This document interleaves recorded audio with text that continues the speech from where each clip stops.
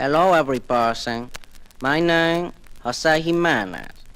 I was in a nightclub in San Francisco, working. And if you play the record, the first thing you are going to hear is me saying thank you to the nice person with a very funny name who introduced me. Thank you very much, ladies and gentlemen.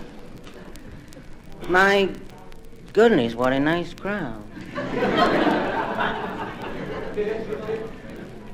My name, Jose Jimenez, and I'm very happy to be any place.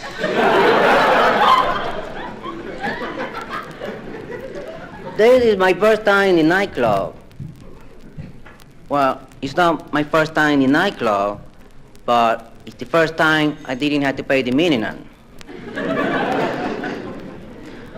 What I do is give the person at the door $3 and he lets me come in to do the show. They have a very nice policy here at the Jungry Eye. You do not pay the minimum at the table. You pay the maximum at the door.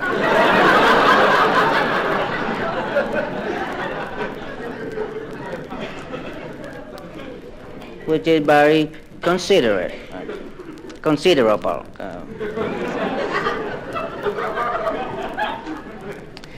When my friends found out that I was going to open in the nightclub, they said to me, "George,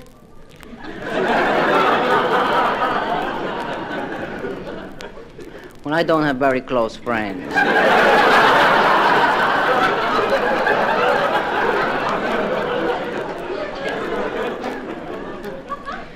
They said, "If you are going to open in the nightclub, you better get yourself a comedy routine."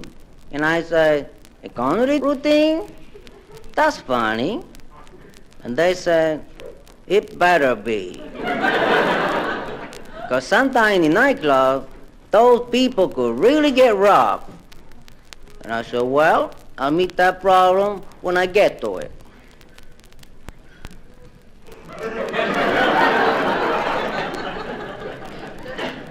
Welcome to my problem.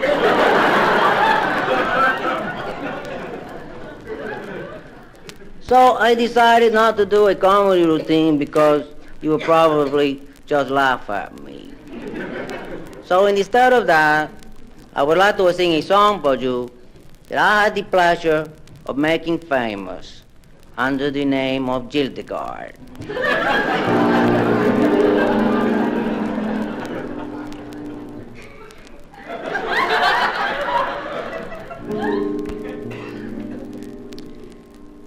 Darling, je vous aime beaucoup.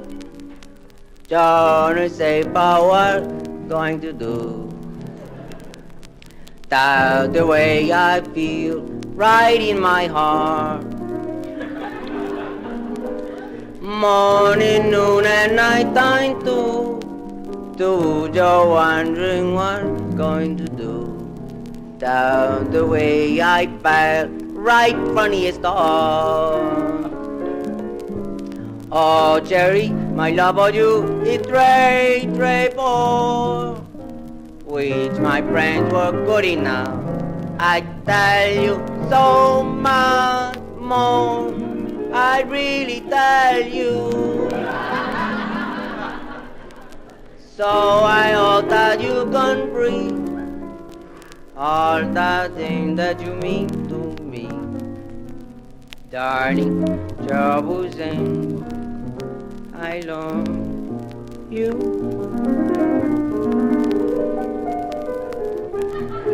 Oh, my darling, I really je vous aime beaucoup.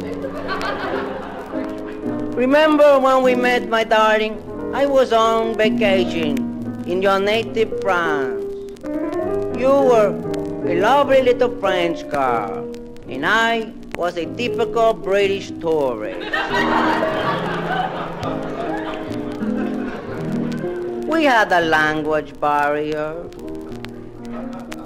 You spoke French, but very little English. And I spoke English, but very little English.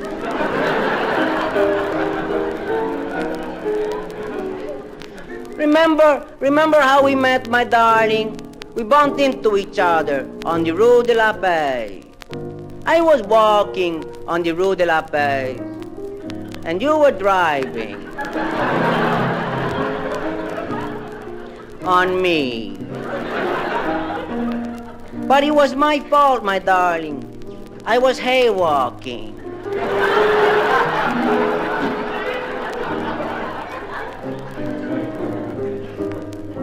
Remember later at the hospital, you forgave me for putting that dent in your fender.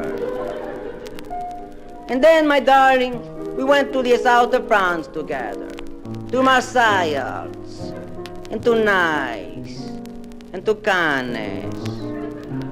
And it was there, my darling, that we had our fist fight. Our first fight. Our first fish fight.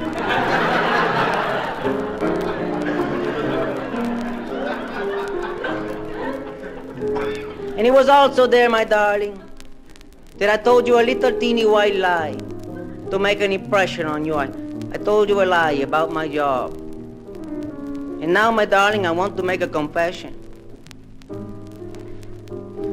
Darling, I am not the Prime Minister of England anymore. So I hope that you can bring all the things that you mean to me. Darling, je vous aime beaucoup. I love you, yes, I do.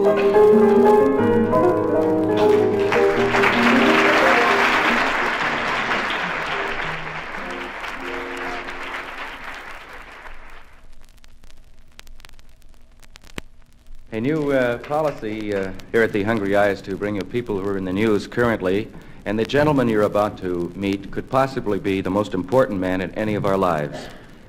He's the United States Air Force officer who has been chosen to be the first man sent into outer space. I'm referring to the chief astronaut with the United States Interplanetary Expeditionary Force, and here he is now. How do you do, sir? May we have your name? My name, Jimenez. And you're the chief astronaut with the United States Interplanetary Expeditionary Force? I am the chief astronaut with the United States in the planetary. With my name, Jimenez. Mr. Jimenez, could you tell us a little about your spacesuit? Yeah. It's very uncomfortable. How much did the spacesuit cost? That spacesuit cost $18,000. $18,000? Yeah. That seems rather expensive. Well, it has 2 pair of pants.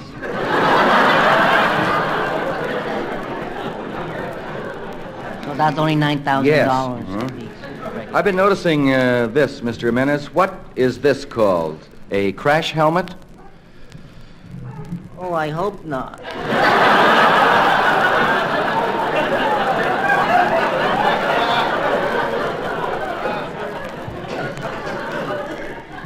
What are the physical qualities that they look for in an astronaut? The physical quality they look for in the astronaut. You got to have the perfect hearing. You got to have the perfect vision. You got to have the normal blood pressure. You got to have 4 legs.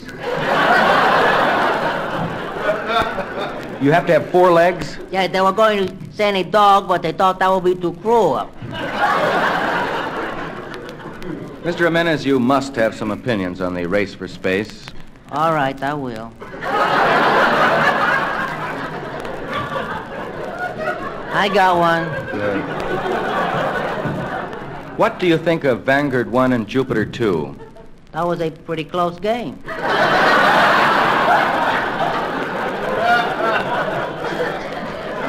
I thought for sure the Banga was going to take it. It was close, yes. What you were reading the papers about. I know. Now tell me, Jose. I'll tell you, Jose. Tell me. Yes, I'll tell you. You just ask me and I tell you. All right. Were you a participant at any of the rocket launchings at Cape Canaveral? I was a participant at any of the rocket launches at Cape Canaveral. I was there when they opened the door into the nose cone. They took that mouth and they put that mouth inside the nose cone. Then they closed the door on that little mouth. I don't want to talk about it. Mr. Mendes, please, let's try to continue here. I want to ask you, what is the most important thing in rocket travel? To me, the most important thing in the rocket travel is the blast off. The blast off. I always take a blast before I take off.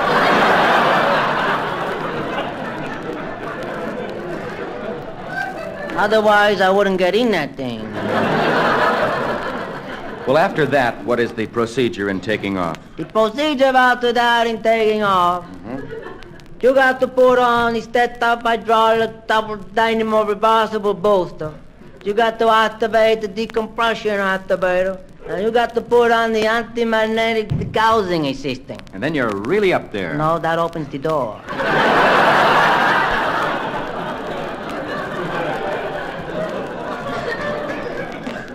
And lets out that little mouth.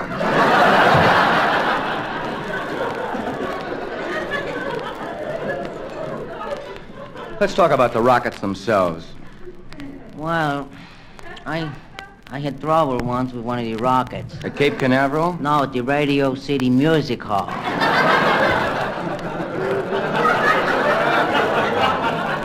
Something about separate maintenance. Yes. I don't know. Let's change the subject. Okay, if you know how. Let's talk about the actual rocket trip. Okay.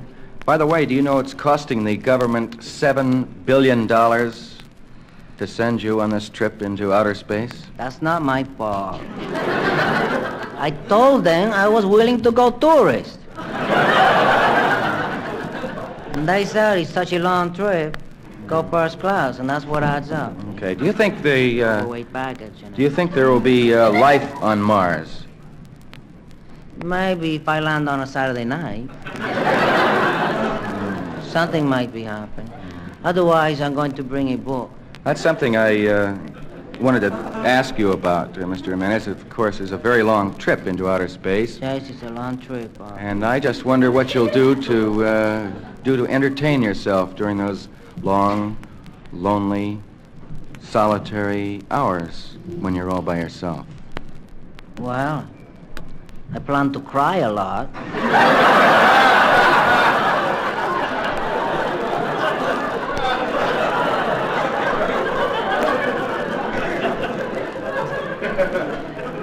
I would imagine that food is a major problem on a trip into outer space. I would imagine that food is a major problem on a trip into outer space. And it is, you know. They only allowed you to have the 10 ounces of food. Only 10 ounces of food? That's right. Well, how will you manage? I'll eat out.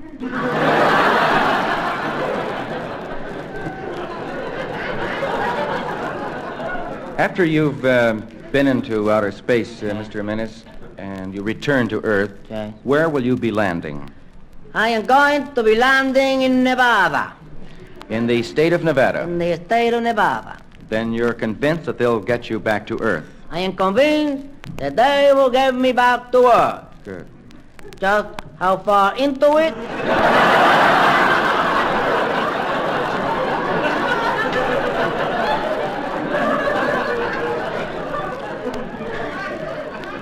That's what I'm not convinced about. Well, surely they've made some provisions to break your fall. To break my fall? Yes. Sure, Nevada. Well, Mr. Jimenez, I think you're certainly to be congratulated for this very, very dangerous undertaking. Well, don't say undertaking.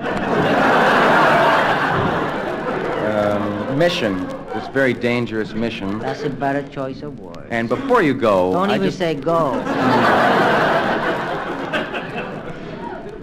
Before that, I just wonder if there are a few words that you'd like to say to the people of the United States. Yeah, there were a few words that I Oh, want to say. please go ahead. People of the United People of the United States, America. Please don't let them do this to me. Right now, ladies and gentlemen, I had the pleasure to introduce to you somebody who really needs an introduction. So I better give him one. He's really a nice person, so please greet him with a big round of apathy, ladies and gentlemen, that he really deserves. Here he is, ladies and gentlemen, Bill Dana. Thank you very much, ladies and gentlemen. Thank you, Jose Jimenez. You're a credit to your race. Whatever that is. But sure. Well, certainly it's a pleasure to be here. This is my first time in a nightclub. Well, actually, it's not my first time in a nightclub, but it's the first time I didn't have to pay the minimum. What I did was give the guy at the door $3 and let me come in here. They have a marvelous policy here at the Hungry Eye. Oh, that's his act. Forgive me, it gets very confusing when you do a character. I'm sure you realize that when an actor or a comedian does a character, sometimes it's referred to as the ventriloquist syndrome. That is, he uses this character as a dummy through which to speak because he's afraid to express himself as himself. Ladies and gentlemen, I am not afraid to express myself as myself.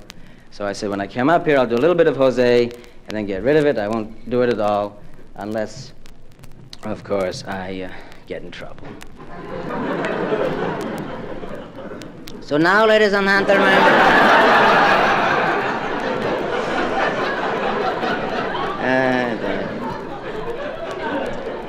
you're a good group. You're a very good group. As a matter of fact, I think this is the time to make the announcement. Yes, it is. I have an announcement to make, ladies and gentlemen, that is not only of earth-shaking importance, but of universal moment. And before I can make it, I must discuss with you one of the reasons why people laugh. One of those reasons is, ladies and gentlemen, that things simply seem strange or unfamiliar to us. We hear something strange, something unfamiliar, we feel compelled to laugh. For example, Mr. and Mrs. Smith are walking down the street, and a third party introduces Mr. and Mrs. Smith to Lawrence and Helen Lipschitz, say. All right, you see, there's suppressed laughter because the name Smith is unfamiliar.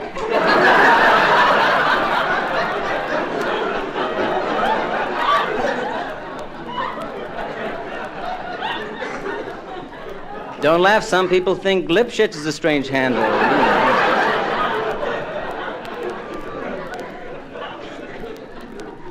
If a lovely rose were called a bluch, and Shakespeare had written those immortal words, a bluch by any other name would smell as sweet, there might be some giggling. If you walked into a liquor store and said, give me a bottle of 4 bluchs, will you? The guy would laugh at you, because he'd never picked a bluch, you see. If the verb to love were to grange, and you said, my darling, I grange you now. I've always granged you. I'll grange you till the day I die. She might laugh at you simply because she'd never been granged before. Songs like Grange Me or Leave Me would be held up to ridicule. So now I think we understand that when we hear sounds that are unfamiliar, we feel compulsion to laugh. Okay, if we do understand that, I will make the announcement.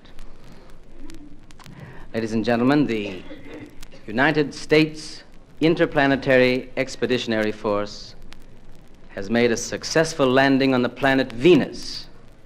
Unfortunately, the space vehicle landed in a highly populated area. Some Venusians were killed, some Venusians were wounded, others are still missing. The citizens of Venus, ladies and gentlemen, they are not a warlike people. They simply ask that I read the memorial list of the Venusian dead, wounded, and missing. These names will seem strange to you. Please remember our discussion.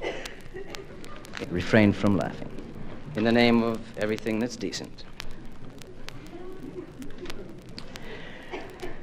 Among the dead, the mayor of Venus, Farn Tippy Scoop Tarlter.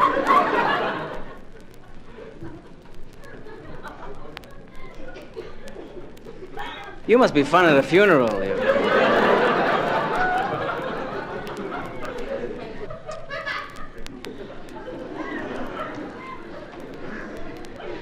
Wounded, his wife, Kern lost. That's just the first initial.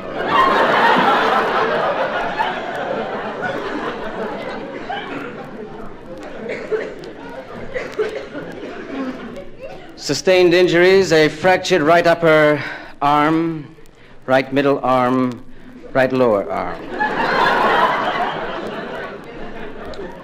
Left upper arm. Fortunately, her Feeny was uninjured. But she did sustain a badly bent tushy. That's not funny.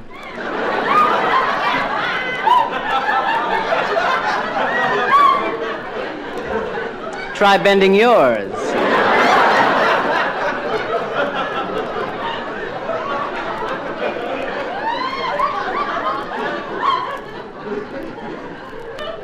Among the missing, the mayor's 3 children, ages 712,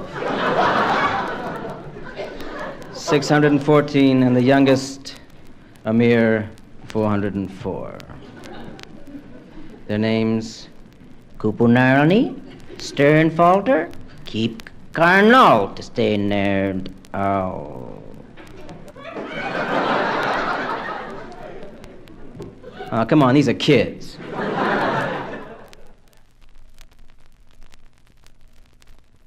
Mr. Jimenez, in addition to being the chief astronaut, is also a very, very famous authority on all subjects and is coming out right now to answer any questions that any of you may have to ask on any subject. So please feel free to ask your questions and get his sagacious opinions and advice. Mr. Jimenez.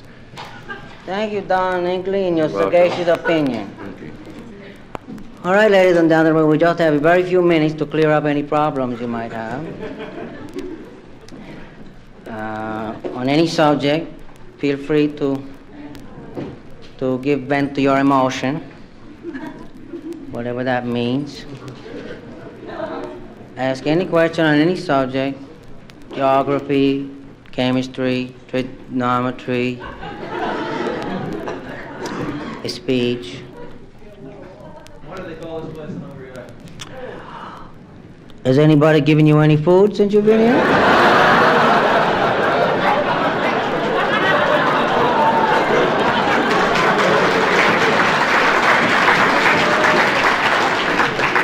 Now, actually, the hungry eye comes from, that means hungry intellectual.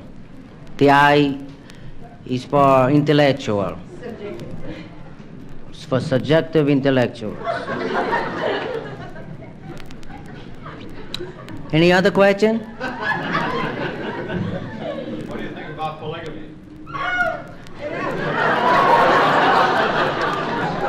Well, I think they're going to come up with a cure.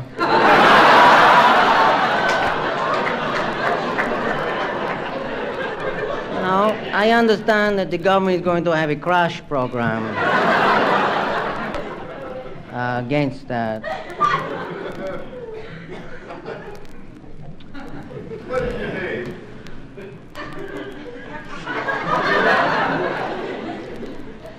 Did you just arrive, sir? My name, Jimenez.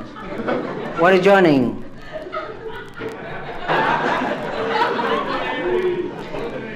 Your name, Jimenez. You didn't know I threw my voice like that.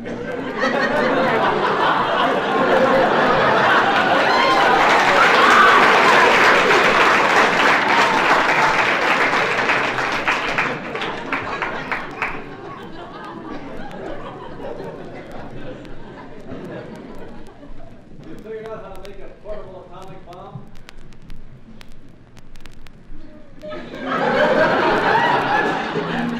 Was he carrying a briefcase when he came in?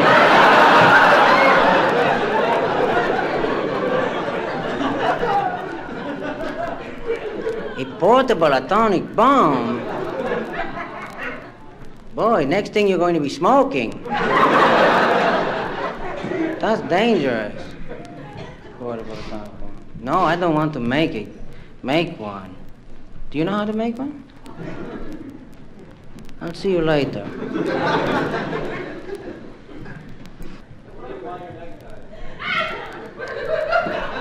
What do I call my necktie?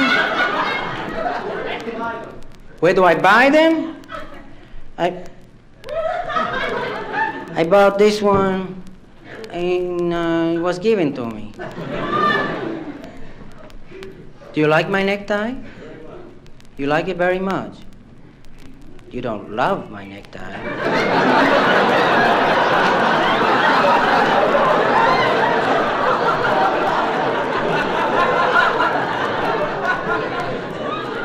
That necktie wouldn't go with you anyway.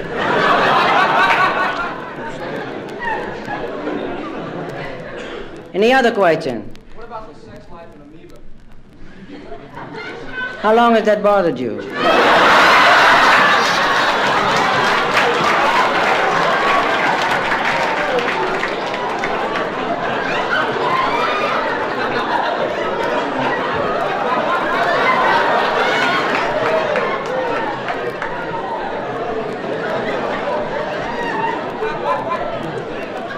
Maybe I could fix that amoeba up with my necktie. We'd have neck buzz or something.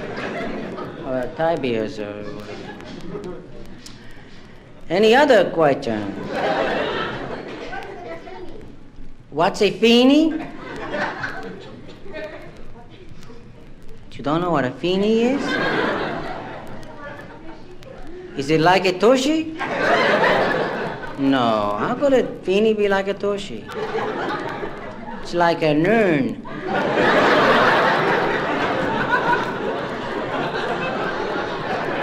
Or a bent cryle.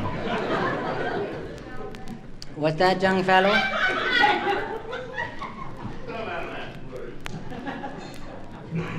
What did you say, sir? Spell it? Which one? Feenie, tushy, or cryle? Spell psh, psh, psh. You spell it with two pushes.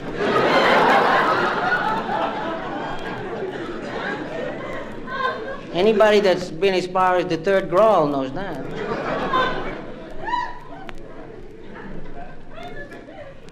Any other poopies?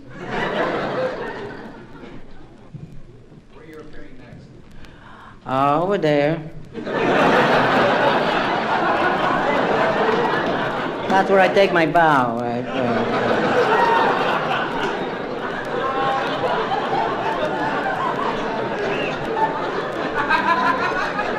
I hope I do good. Because sometimes that's not my spot, you know. Jose? Yes, Think about San Francisco. I'm going there. Yes.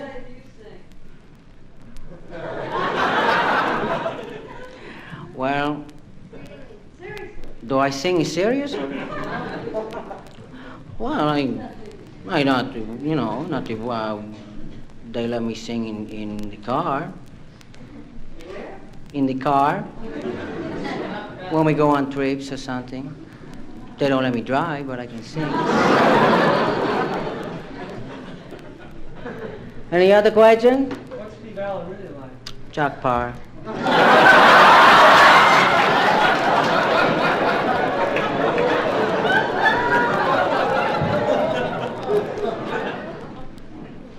How much is 2 and 2?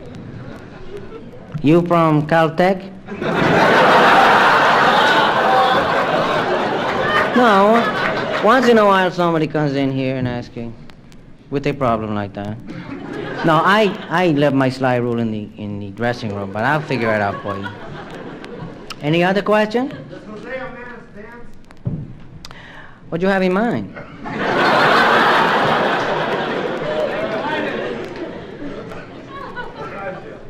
I got a date anyway. Sure, anyway. And you would probably want to lead. Please? Do you have children? You're my oldest.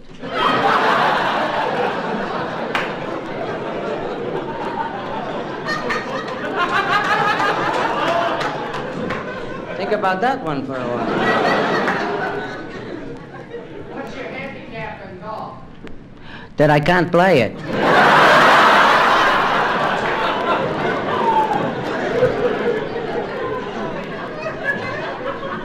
I really look silly out there. It's a terrible handicap. Any other question? Any other question? What's going to happen to Nixon since he got defeated? What? They did what to him? Oh my goodness. Is that what happens when you lose? Well, that must be painful.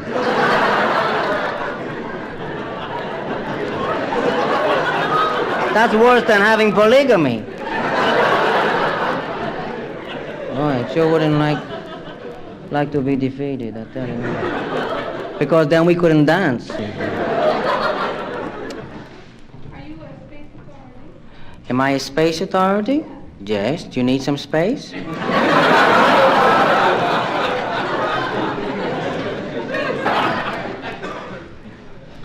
And yeah.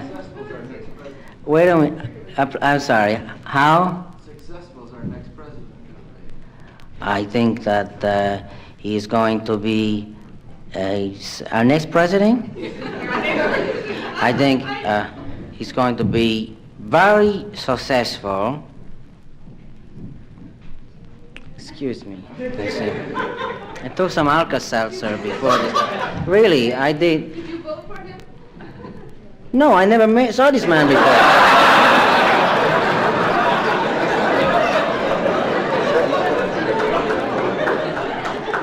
If I knew your name, I would have made you a write-in candidate. And no offense, I certainly worry about it. So, yes. Why are drug prices in San Francisco so high? Why is what? Drug prices. Why are the drug prices? Let me see your arm.